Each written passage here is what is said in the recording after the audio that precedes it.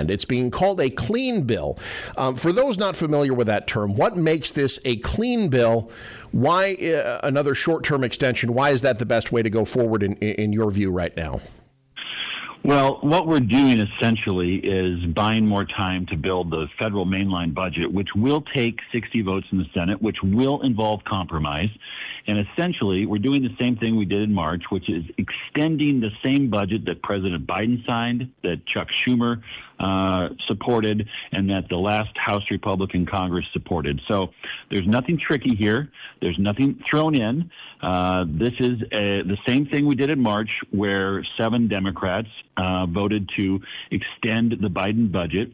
And we're doing this simply until November 21st so that we can pass a budget that does involve 60 votes in the Senate. So nothing nefarious here. I'm at a loss to understand why the Democrats are doing this, other than when Chuck Schumer did the right thing back in March, he paid a high price among his base and the far left. And they basically said, we don't want you working with Donald Trump. And what's ironic here is that if the government shuts down, the Democrats' nemesis, Donald Trump, gets an enormous amount of power because we're in a government shutdown, and that gives the Office of Management and Budget the opportunity to make all sorts of decisions on how the government functions. So it's counterintuitive in my world that this is even happening.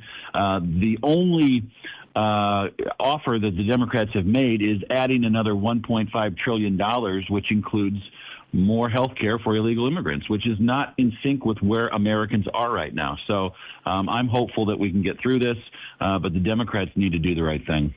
The sticking point here does seem to be the extension of the pandemic-era ACA tax credits.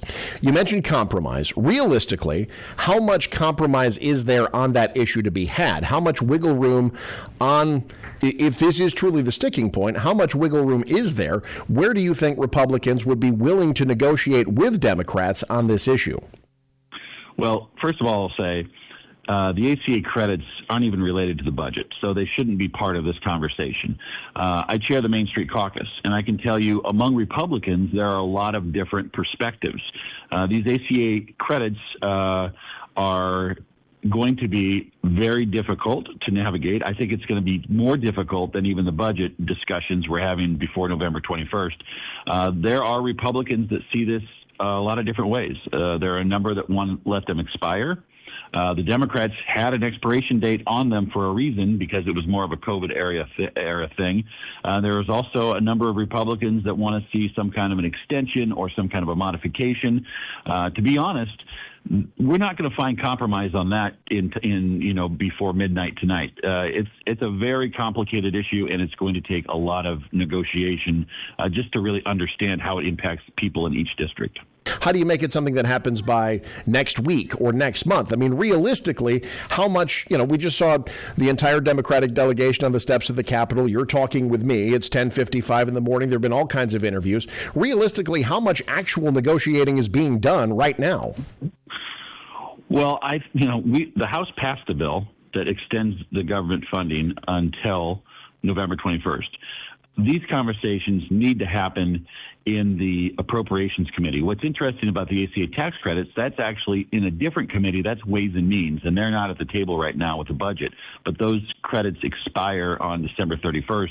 There's going to have to be action on that outside of even the budget process, because that wouldn't be an appropriations. But listen, this is about funding the government. This is about paying our troops. This is about making sure that the air traffic controllers and the USDA folks and all of the different federal agencies get a paycheck.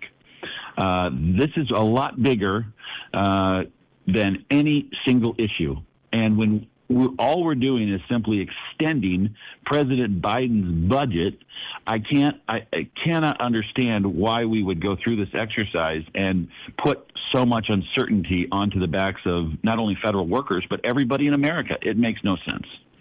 Where do you think the biggest sticking points will be in the budget going forward, taking the ACA out of it? Because like you said, that's Ways and Means. That's not appropriations. Where do you see the biggest sticking points in the budget between now and November? Well, I think obviously there's going to be a need for more defense spending, and there's people on both sides of that issue, even in the Republican Party. So defense is always a big deal.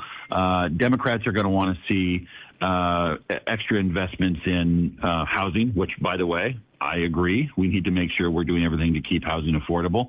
But I can't predict where the pain points will be. I can tell you that there's Republicans, there's Democrats, and then there's appropriators. And the people that sit on that committee are used to working in a bipartisan manner, and they usually can come to some consensus. So I'm hopeful that we can produce a budget.